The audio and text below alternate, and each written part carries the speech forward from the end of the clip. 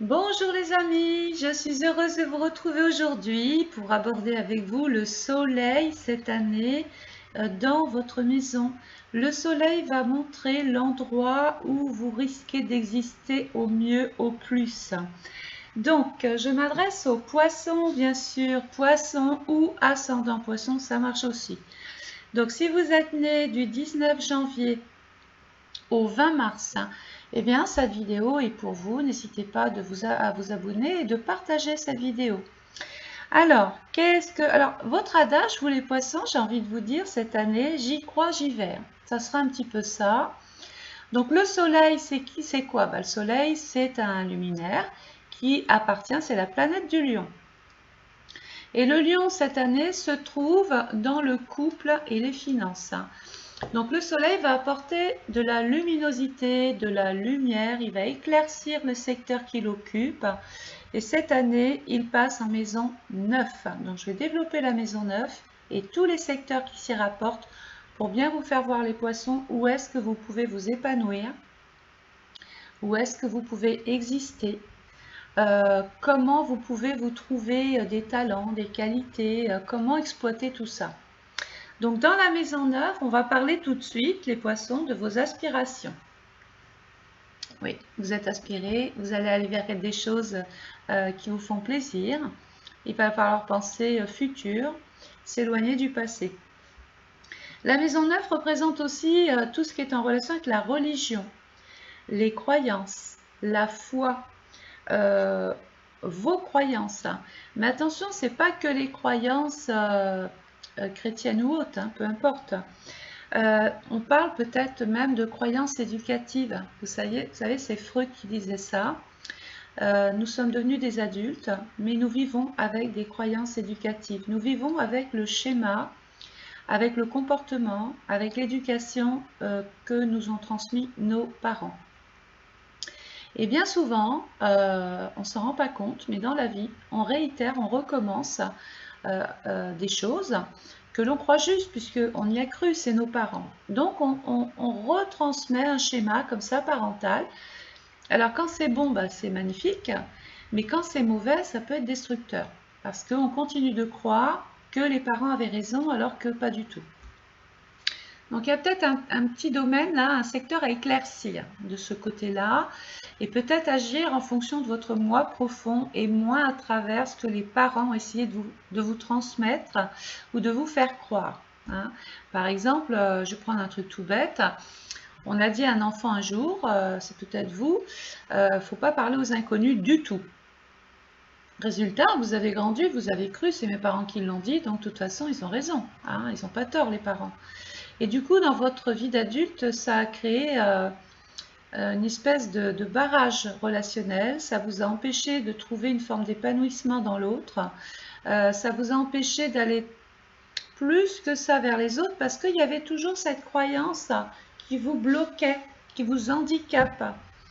Donc, vous pensez fonctionner avec vous-même, mais en fait, non, le cerveau, il a retenu ça. Lui, ne parle pas à celui-ci, ne parle pas là, ne fais pas ci, ne fais pas ça, parce que tu te mets en danger. Et à force d'y avoir cru, vous pensez avoir raison. Et du coup, vous vous empêchez d'évoluer, vous vous empêchez d'être épanoui, vous vous empêchez d'aspirer à autre chose que votre vie d'aujourd'hui. Tout ça parce que vous vous mettez tout seul des cadenas qui vous empêchent d'avancer. Alors, on va quand même acquérir de la sagesse. Cette année, les poissons, on va être beaucoup plus docile, peut-être un petit peu plus optimiste, plus jovial, plus accessible. Quel paradoxe! On va parler aussi d'une forme de développement social, professionnel, mais surtout personnel. Oui, on va peut-être essayer de se faire confiance et de se dire, tiens, je suis peut-être capable de développer tel secteur, telle relation, telle situation, vous pouvez le faire. Rappelez-vous l'adage, j'y crois, j'y vais. Hein.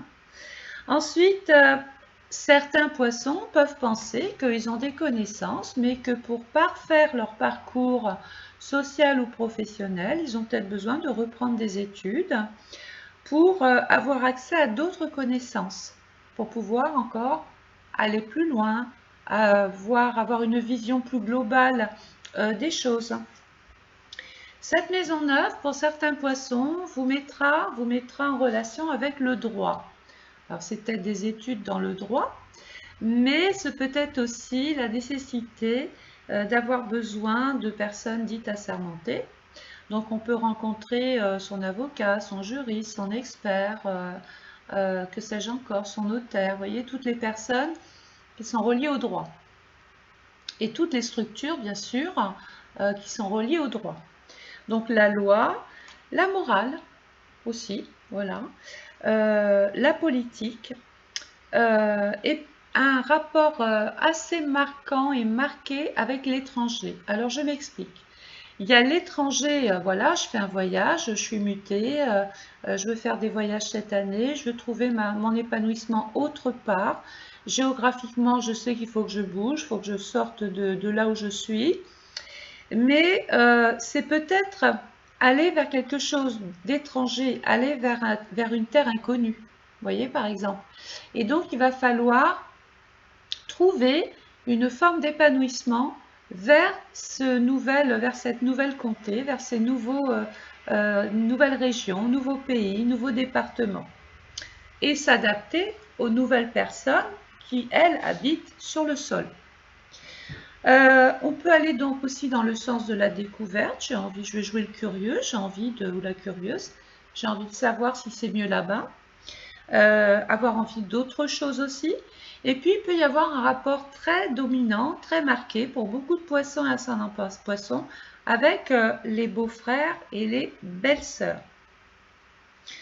Donc, retenez que vous pouvez développer beaucoup de choses cette année, les poissons.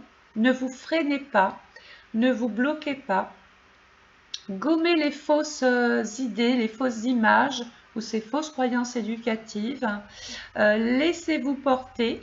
Allez dans la découverte de choses nouvelles. Voilà, ça c'est la référence pour tous les poissons. On va la garder. Maintenant, il y a 3 poissons puisque 3 décans. Et à chaque décan appartient une planète. Et le secteur va donc changer. La forme d'épanouissement va changer en fonction de votre décan. Premier décan. Les personnes qui sont nées du 19 février au 29 février, votre planète c'est Saturne, Chronos, le temps, l'expérience, la longévité, ma retraite, ma fin de vie. Voilà. Et donc ce Saturne, cette année, que je ne me trompe pas, parce que voilà, Saturne se trouve exactement dans les 5 premiers degrés du poisson en maison 9. Alors beaucoup de poissons vont s'exiler, beaucoup de poissons vont vouloir se construire autre part, et c'est fait pour durer. Ils vont vouloir s'installer dans un univers, dans un contexte différent, et ils vont devoir donc déjà s'implanter et essayer de se développer là où ils iront. Voilà. Donc Saturne vous aidera, c'est de la colle Saturne, hein. Il va vous permettre, il n'ira pas vite, ça va demander du temps, bien évidemment, hein. Si vous partez pour vous dire en 8 jours j'ai tout, c'est même pas la peine de partir. Par contre, si vous avez pris conscience qu'il fallait du temps, qu'il allait falloir s'adapter, prendre en compte l'expérience des uns des autres, pour pouvoir trouver une forme d'épanouissement, là c'est tout gagné. Alors, donc je parlais donc du premier décan. Deuxième décan. Les personnes qui sont nées du 1er mars au 10 mars, votre planète c'est Jupiter. Jupiter, ça tombe bien en maison 10. La maison de la profession, de votre vocation. En fait, Jupiter vous dit, tiens, c'est là qu'il faut que tu trouves une forme d'épanouissement. C'est dans ta profession, dans ton travail. Peut-être que tu vas... Alors attendez, peut-être que tu vas trouver de nouveaux centres d'intérêt dans lesquels tu vas pouvoir vraiment t'identifier et t'épanouir. Tu vas pouvoir t'accomplir socialement, professionnellement, mais même dans ta vie privée. Tu vas pouvoir t'affirmer davantage, exister dans la société. Et donc réussir là où peut-être tu avais déjà échoué. Ou peut-être réussir là où tu n'étais pas bien, là où tu es. Donc, Jupiter en maison 10 nous dit forme d'épanouissement dans la carrière et dans ta vie sociale et aussi dans ta vie privée, expansion, développement, croissance, voyage. Voilà pour le deuxième décan. Sachant que Jupiter, quand même, c'est la planète par excellence de la maison 9. Rappelez-vous, le Soleil en maison 9. Donc vous, plus que les autres, vous allez ressentir cette envie de changer d'air, cette envie d'expansion, de croissance. J'ai envie d'être muté, j'ai envie de changer de service, j'ai envie de changer de métier, je veux m'épanouir autrement, différemment. Voilà un petit peu ce que dit ce secteur-là. Troisième décan. Donc, si vous êtes né du 11 mars au 20 mars, votre planète, c'est Mars. Donc, on garde en référence la maison 9, d'accord? Sauf que vous, Mars, est en maison 12. Aïe! Alors, ce secteur-là, il est en souffrance. Il est empêché d'agir car contraint de rester peut-être dans une forme de solitude, d'isolement, de refoulement, je ne sais pas. Ce décan, il est empêché d'agir parce que la maison 12, c'est un petit peu la prison dorée ou c'est la prison que l'on se fait, cet enfermement que l'on s'est construit qui nous empêche Mars d'aller de l'avant. Donc, si vous ne trouvez pas des clés, si vous ne trouvez pas une autre source ou forme d'expansion, de développement, vous risquez d'être prisonnier de vous-même à cause de vous-même, parce que vous vous empêchez d'agir, vous vous empêchez d'avancer. Maison 9, peut-être à cause de trop de croyances éducatives, ou la peur du changement, ou la peur du renouveau, ou la peur de ce qui est étranger, différent. Bref, si vous ne prenez pas de risque, Mars, vous vous empêchez d'évoluer, vous vous empêchez d'avancer comme il se doit. Donc Mars, il vous dit, d'accord, tu es en maison 12, bon, c'est fermé, mais pour autant, on peut en parler, Gémeaux, on peut en discuter, on peut trouver des personnes qui peuvent donner des conseils, qui peuvent faire les choses aussi à votre place. Vous allez avoir besoin peut-être de parler, surtout le troisième décan, de discuter de ce qui vous empêche d'être heureux, de ce qui vous empêche d'être optimiste. Pourquoi les autres y arrivent et pas vous? Donc ça, c'est une interrogation c'est une question qu'il faut se poser, simplement. Et si on ne trouve pas de réponse, parce qu'on n'a pas réussi soi-même à trouver cette réponse-là, les amis c'est bien, les proches c'est bien, mais peut-être que vous n'avez pas reçu l'information qu'il fallait, eh bien on consulte.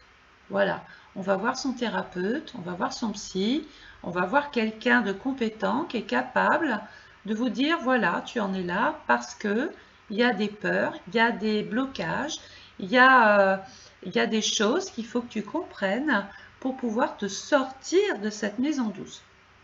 Voilà. Alors, maintenant, il y a quelque chose que je n'ai pas fait et que je vais faire. Donc, les poissons. Alors, poisson, 3-6. Vous allez bien vous entendre avec le taureau et vous allez bien vous entendre avec le capricorne qui sont des signes de terre. Donc, si vous avez la possibilité d'évoluer avec un poisson, avec un taureau ou un capricorne, ben c'est bien parce que taureau et capricorne, c'est signe de terre, et la terre et l'eau, vous êtes un signe d'eau, ben ça forme un mortier, ça consolide, c'est sûr, c'est rassurant. Donc associez-vous, trouvez des personnes de ce signe-là pour peut-être vous sortir, je parle au troisième décan, de ce qui vous bloque. Ensuite, qu'est-ce qu'on peut dire d'autre? 3, 6, 9 carré. Alors, par contre, il va y avoir une résistance avec le Gémeaux et le Sagittaire. Pourquoi? Bon, vous êtes un signe d'eau, les vagues, imaginez. Et puis, le Gémeaux et le Sagittaire. Alors, le Gémeaux, signe d'air, le vent. Donc, ça peut créer des tsunamis, des différends, des désaccords. Et Sagittaire, ben, ça peut vous faire avancer trop vite. Alors, vous avez besoin de comprendre. Donc, il y a une sorte de petit empêchement de trouver cette forme d'épanouissement. Mais c'est pas parce que empêchement, c'est pas impossible. C'est que vous allez peut-être beaucoup plus être, comment dire, vous allez être beaucoup plus empêché de trouver une forme d'épanouissement avec le Sagittaire et le Gémeaux. Alors, par contre, vous allez être trigone au Cancer, ça c'est très bien. 3, 6, 9, 12 et au Scorpion. Donc, pour les célibataires, par exemple, vous cherchez âme sœur. Sachez que le Taureau, le Capricorne, c'est les personnes idéales. Et le Cancer et le Scorpion sont des personnes d'eau avec qui vous risquez de très très bien vous entendre. Ça peut être la fusion, ça peut être l'osmose, ça peut être fort. Dans le Cancer, ça peut vous sécuriser. Je parle au troisième décan. Dans le Scorpion, ça peut vous permettre de vous découvrir des choses, des talents cachés ou une forme d'existence, voilà. Et enfin, le Poisson, toujours, est opposé à la Vierge. Donc, opposition, ça ne veut pas dire mésentente. Allez puiser un petit peu dans les composantes de la Vierge, qui, elle, est très analytique, très méthodique, très pratique, très concentrée, très rassurante. Donc, c'est très bien. S'il vous manque ce type d'informations-là, essayez de vous lier avec des personnes qui sont de type Vierge. Voilà les amis, n'oubliez pas de vous abonner, de partager. Sachez qu'il y a la possibilité de rejoindre la communauté en souscrivant à un abonnement, c'est 0,99 centimes par mois. Ça vous permet de bénéficier de tarifs préférentiels toute l'année. Et vous pouvez déjà commander votre étude astrale personnalisée 2023. Ça y est, c'est possible, c'est maintenant. Vous allez connaître la maison qui ouvre votre année. Vous avez le soleil, maintenant vous allez peut-être recevoir l'endroit où il faut vraiment, vraiment lancer les choses. Vous avez un lien PayPal qui est sécurisé à cet effet. Voilà. En attendant, je vous souhaite une excellente journée. Plein de bonnes choses, les poissons. On y va, hein. On essaye de sortir un petit peu, surtout le troisième décan, de tout ce qui paralyse. Il n'y a pas de raison. Les autres vont y arriver, donc vous devez y arriver aussi. Il faut vous comprendre. Allez, excellente journée et à très vite. Au revoir.